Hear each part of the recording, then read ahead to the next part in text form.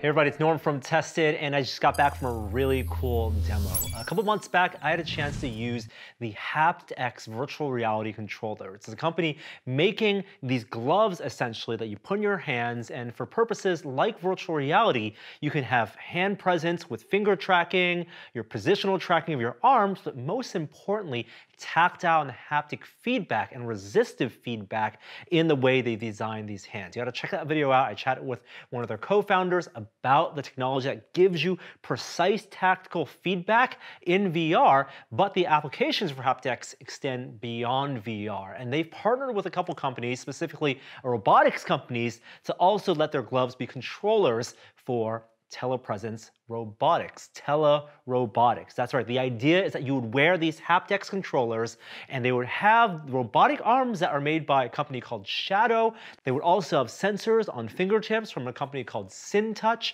And combined, you as the user get to then control with one-to-one precision those robotic arms, whether they're in the same room as you are, which was the case for the demo I use, or halfway around the world, because these companies are also spread out and located, one in the US and one in the UK. So here's how it works. I was actually in the room with the robot arms, standing behind them. There were lighthouse sensors set up because they use the Vive trackers on the HaptX system for positional tracking. I put those gloves on, and then there's a little bit of a calibration. It's mostly pre-calibrated the fingers between themselves because there's all that individual tracking, but you have to kind of match your arms up to the robot arms. The robot arms are kind of big. They have standard human-sized hands, but they're attached to these multi-axes, almost like industrial robots. You know, you've seen them, but huge range of motion, lots of power, and it was a couple feet in front of me. So there was a switch I stepped on that activated the free control of the hands. And I would align my hands in a pose to match the robot's hands, and then hold my foot on the switch, which is effectively a dead man switch. If I release it, it would stop moving, and then kind of tune it to match the movements. But once I got it tuned, I could then manipulate things on the table. They had a variety of objects. They had cups, they had plastic balls, they had children's toys. There's even a Rubik's Cube, and to varying degrees, I could actually pick them up and manipulate them, not only from hand to hand. I could roll a ball from one cup into another cup and actually catch it, but also within my hand as well, kind of like moving them between my fingers, gripping them between the different fingers, touching the tips together. And what was really amazing about the experience was the feedback. If I was using this with some type of hand controller or hand tracking system that let me control the robots, I wouldn't have any real sense of what I was holding, how strong of a grip, whether it was too strong of a grip. And yes, there are some dead zones that they put into the software, so you're never using the full strength of the robot. There's dead areas where you can't slam your hand through the table or crush the fingers into each other or crush the objects themselves. Even a plastic cup, I could pinch, but not really crush, and that's smart for safety. But having those sensors on the tips of the robot hands and having then the tactors on the HaptX controllers, I could really manipulate almost to a point where if I kind of close my eyes, I could know that I was at least grabbing something, and when I was releasing it, and really have that extra sense of feedback. It was really, really cool. Now, the amount of actual dexterity and things I was able to do was fairly limited. I would imagine pushing buttons wouldn't be a problem. I was able to do things like flip a cup, stack a couple cups, but it's rudimentary tasks right now. And I'm sure with more training, the learning curve probably is here and then kind of steadies out pretty easily to do simple tasks. And then with lots more training, you could probably do some really complicated tasks. But I had real questions about how these systems are integrated. What's the state of robotic telepresence, of just robotic hands in general and sensors on these? And I had a chance to chat with HaptX, Shadow, and Syntouch to talk about how these varying technologies developed independently work together to give us modern telepresence robotics. Let's take a listen. So I'm here with Andrew from HaptX. Andrew, good to see you. Yeah, thanks for having us. Oh, thank you for having me here because this is super cool. Now, you're holding the HaptX controller, one of the versions. Yes. You guys I know have iterated a lot. That's right. And the last time we checked in with you and tried this, it was for a VR application. That's right. And you do have lighthouses set up here, of course, Vive Pro. For a quick refresher, what is HaptX and what does the controller offer for, let's say, VR? Yeah, so HaptX is a company that builds haptic feedback equipment. And this is one of our HaptX gloves. They provide tactile feedback, so that sense of pressure in your skin. There's 130 points of tactile feedback that you went into on your previous video, so a really detailed form of feedback. There's also force feedback. So each of these little force feedback actuators applies up to 4 pounds of force per finger. And we also have a special motion tracking system that captures motion capture data with sub-millimeter accuracy. And all of that combined gives not only precise tracking of your hand position and the finger position, but also gives the feedback to the user for when they're manipulating small objects that require a lot of dexterity in VR, that things you can't do right now with hand controllers. Exactly, yeah. So most hand controllers, you're holding a controller, right? So you're not really using your hand naturally. We don't go through our days playing with joysticks and triggers and A/B buttons and things like that. So just being able to use your hand naturally and feel what you see in VR is a really compelling experience. And you guys have a very high bar that you've set for yourself for the fidelity of the tactile feel, for the haptic feel, and also the responsiveness, which then translates seemingly very well to telepresence robots. Absolutely, yeah. So we were founded as a VR company. We wanted to build fully immersive virtual reality and really tackle touch and make it as compelling and realistic as possible. And early on, we actually thought that robotics could be an application. We always just assumed that it was much further away. But we saw the work that Shadow Robot Company is doing and Syntouch, and we got kind of looped into this group to build telepresence robots. And all of that development happened much faster than we initially anticipated. So there are separate companies working on kind of separate tracks. You're on the controller side, not necessarily thinking about robotics. So when you guys first got together, how does that exchange work? They come and say, we have a robot with this amount of movement, and you're all going for mimicking the human hand. Absolutely. A lot of this credit goes to ANA, All Nippon Airways. You probably don't think of an airline as a telerobot company, but they have this vision of being able to transport people anywhere in the world, and so they're kickstarting this telepresence development through the Avatar X Prize consortium. So a number of different companies are working together to build full telepresence systems. So HaptX got looped into Shadow and Tangible to be able to solve the hand part of the equation. And so you're feeding essentially the same kind of data, maybe to different degrees, to them that you would a video game system.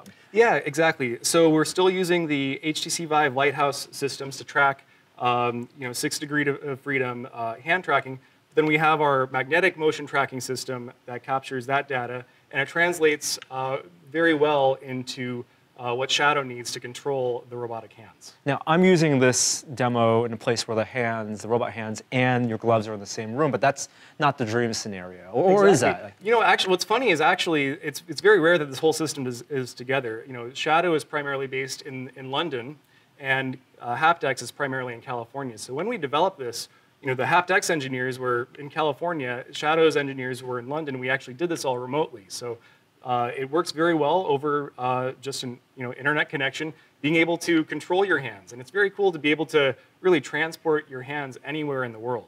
In terms of responsiveness, what are the considerations you have to make for controlling a robot half the world away? Absolutely, yeah. So latency is definitely an issue. What's funny though is, a lot of this, we do the visual system over say like a Zoom video call, right? And that video data is actually much more bandwidth intensive than the haptic and motion capture data, which is actually pretty small in size. So there are latency issues, but really what's funny is sometimes you'll actually feel something before you see yourself touch something, which is good because that way I've collided with something, I should stop.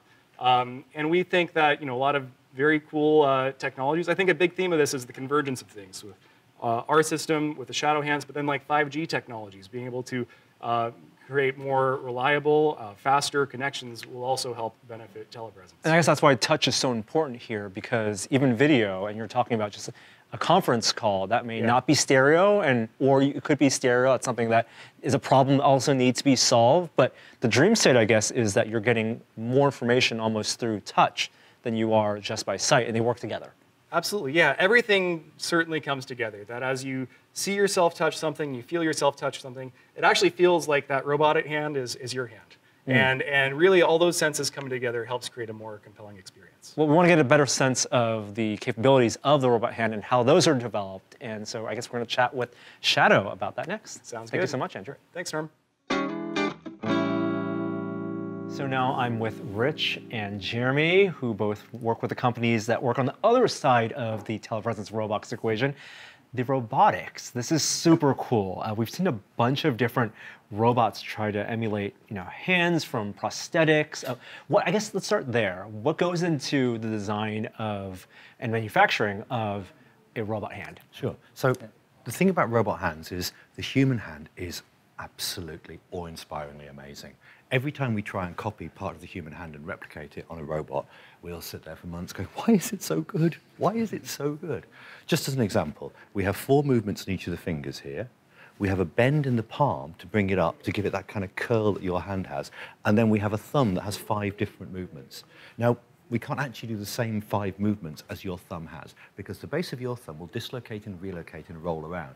And there's just no way as an engineer to capture that. So we built something here that is as close as we can get to a human hand in something you can actually manufacture. Right, there's a mechanical engineering part of the problem and also an electrical engineering part in terms of all the actuators and motors. And then a packing problem, getting it on a small enough space, and a reliability engineering problem, making it work for long enough to be useful, and that's just a starting point. Oh my gosh, so what iteration of the Shadow Hand is this, and how long did it take to get to this point? Well, we've been building hands like this now since 1997, and at some point we'll get it right. Where would you feel like this is right now? It's good enough to, I was manipulating cups and Rubik's Cubes and doing a lot with what my hands can do. But you can see that this hand won't cope with certain things. So for example, if we have a bowl of washing up here, this hand will not help you. If you have something that's dusty or dirty, this hand will suffer really, really badly. And it's those kind of next steps where we're saying, okay, if we're going to use this, if we're really going to take it and put it out in the world doing work, what does it need to do that work? And at the moment, we just don't know. And is that work just an infinite number of everything the human hand would want to do? Is that the parameters, or are there specific use cases for this type? Yeah, sure. Some of our customers are actually really into, let's do everything. Let's make it so it can do everything. We're a little bit more pragmatic than that. We're saying, okay, these are not necessarily the cheapest robots in the world. You could, in theory, do everything, but in practice, you want to do the things that have great value. Now, maybe they're valuable because you just don't want to put a person there. It's dangerous, it's distant. Or maybe they're valuable because, yeah, sure, I can put a person there, but I'm going to have to spend 8 hours traveling to do that. Maybe I can just control the robot in another place instead. Where it would make sense to have a direct analog to a person, but maybe not a specialized use case, like a surgical robot would be a very specific design. It wouldn't necessarily be the human hand. Exactly, and if you look at the surgical robots, things like the Da Vinci system, they do an incredible job of giving you the abilities that you as a surgeon would have if you were that tall. Because not only are they better at doing the task, they're smaller and they fit in, which you just can't do with this kind of hardware. Well, one, of course, there's the movement problem, and it sounds like with decades of work, there's still maybe decades of work to get there, but there's also input, because the whole idea is telepresence. You want the user wearing the HaptX gloves to be able to feel almost blindfolded, right, to what they're manipulating, and there goes, that's the sensors. So, Jeremy, tell me about the sensors and how do Tangible work with them. So Syntouch makes these biotech sensors, and they're modeled after the human fingertip. So they could sense everything that you could feel in your fingertip. We could pick up forces, vibrations, and temperature. It turns out the sense of touch is really important for your dexterity and perception and being able to control things both intuitively and naturally. And really, that's sort of the magic between the HaptX system and the Syntouch sensors, that we're able to feel what these advanced dexterous hands can touch. And that really is what gives the system its intuitive control. I mean, just chatting with HaptX folks, when they're making gloves for even a VR application, they know humans have, touch is not just one thing. You mentioned 3 things: vibration, force, you mentioned even temperature, and there's pain, of course. Like, so how do you think about what you can put on the fingertips, where if you look at the homunculus, it is where you have so much of your nerve endings. So just like how Shadow designed this hand, anthropomorphic and modeled after the human biology, we did the same thing with the Syntouch biotech sensors. So we just wanted to copy everything that your fingertip can do. These hands can move in every way your hand can move, and you can relay all that information back to the HaptX gloves so that you've got this most intuitive control that's as close to your hands as we can get today. Can you give any insight into under these pads, even the surface of the pads, how you think about the membrane and how you pack the sensors inside? So these are kind of like a water balloon-like sensors. If you give them a squeeze, they're kind of squishy and compliant, just like your finger pads are. And under the surface, there's an array of electrodes. So as the skin and fluid deforms, we can measure those changes to localize where we're touching, how much pressure is being exerted, even shear forces as we slide back and forth. The skin's deforming in unique ways that can be relayed back. We've also got a pressure transducer connected to the fluid that's filtered in a way to pick up tiny vibrations that arise when you slide over different textures, or if an object's beginning to slip. Or for example, if you're holding a tool, and that tool, like you're trying to put a screwdriver in a slot, vibrations are really important in that manipulation. Finally, we heat the finger up to about body temperature, and when it touches an object that's room temperature, for example, a block of metal or a block of wood, both the same temperature, room temperature, but metal feels cooler because it pulls your heat out at a greater rate. I had no idea. Yeah, a lot of biomimetic principles went into the design of the sensor. We've got these nice fingerprints that actually amplify the vibrations. It's really a great combination with all the technology we're using in this system. And that's such a great insight that, of course, if you're going to try to emulate the human hand, you're going to try to use as much of biology as you can, putting fluid underneath there, which again also goes back to the haptic system because they're using essentially air and fluid dynamics to inflate their tactors. And how much are you pulling it just nonstop at very high frequencies? Yes, so we model the same sensory bandwidth of your channels in your skin too. So the highest sampling is a vibration, which we sampled about 2,000 hertz, which gives you bandwidth for those very fine textures. And the force and temperature and lower frequency pressures is about 100 hertz. And that all gets packaged up and transmitted with the data from the hand at about 1,000 hertz back to the control computer. Now, right now, it's just at the fingertips, and I understand why that's really important. But what's the future of sensors on robotics, and where is it important to have sensors? Well, I think we want to get coverage on the palm. That's another portion for these power grasps. So right now, we're really great with these delicate fingertip movements, but if you want to grasp something, palm's a pretty important region to sensorize, as well as some of the other phalanxes. So we'd like to get to the point where we've got full coverage to really get that full experience together. And the other input, Rich, I imagine you get as a just natural benefit of the type of motors you're using. You know the position, and if there is resistance, you can send that data back. It's not touch, but it is the force feedback. So we actually get the position from the joints of the hand. We have sensors in each joint that give us the bending, the orientation, and that gives us a pretty precise localization of the movement. And then the other thing that we do that's neat is that these tendons, there are two tendons driving each joint, and right here at the output from the motors, we measure the force on each of those two tendons, so we can make the hand soft and flexible, or we can make it really stiff and rigid, so we can control the force there directly. Once again, it is using the analog for human biology and physiology, tendons, except you're using wire here. I'm sure you wish you could use fluids and you know, the blood equivalent and the muscle equivalent for everything, but there is just a limitation on the mechanics of it all. We've actually done some work in the past where we took artificial body parts and worked with them, and the problem with that is as soon as you start using fluids, you get leaks, and as soon as you get leaks, it gets all messy and you can't have nice white tablecloths anymore. And reliability is a huge important thing to this. Now, moving down from the hand into the arms, this looks very much like a traditional, you know, multi-axis robot arm. Is this where we see the future of robot arms, or is it more going to be like the joints of a human arm? Sure. For this application, we're using the universal robot's arms because they're a very good, solid arm. They're safe to work around. If this was an industrial robot, you wouldn't be standing next to that if it was turned on. Yeah. With the UR, we can do that. It's got a good reach, it's got a good operating range, and we know how to use it. Now, there are definitely applications where you're going to want something very different. For example, if you're going through a small hole and reaching round and up, the arm has to be thin, the arm has to be very, very flexible, very bendy.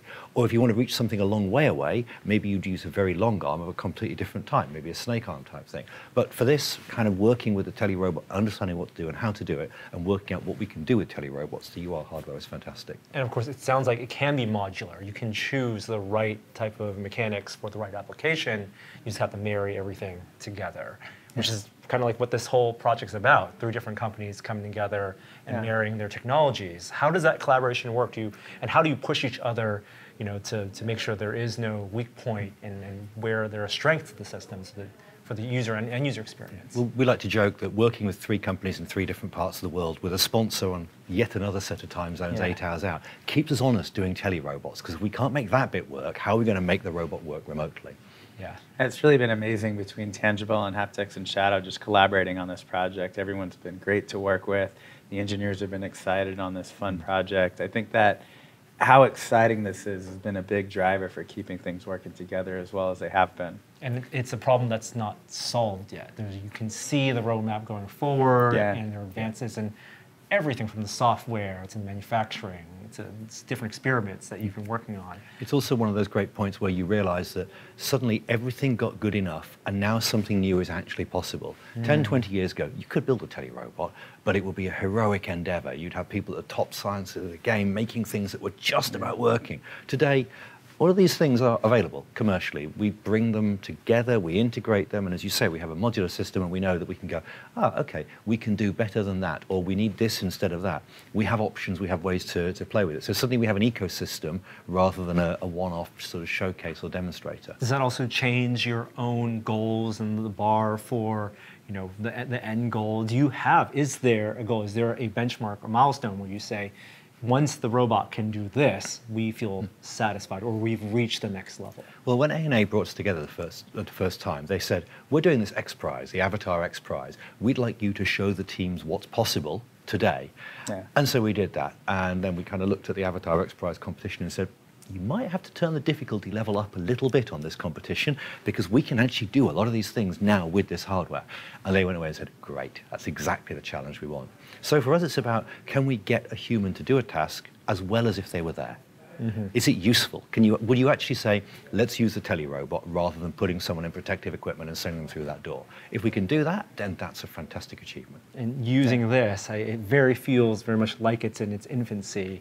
We are in the infant phase of doing infant tasks. Exactly. Yeah, exactly. Down the road, it's going to be way more dexterous, and all the stuff from input to the movement to the sensors are all going to be part of it. I mean, today we have the kind of ability to handle toys that a 2-year-old or a 3-year-old would handle, and that's exciting enough. But what we want to be able to do is to do the kind of full gamut of things that humans can do with their hands. Yeah. It's still a little way away, but we're making big steps. All right, well, thank you both so much, and this is fascinating, and it's fun and intuitive to use. Thanks. Yeah, thanks for your time.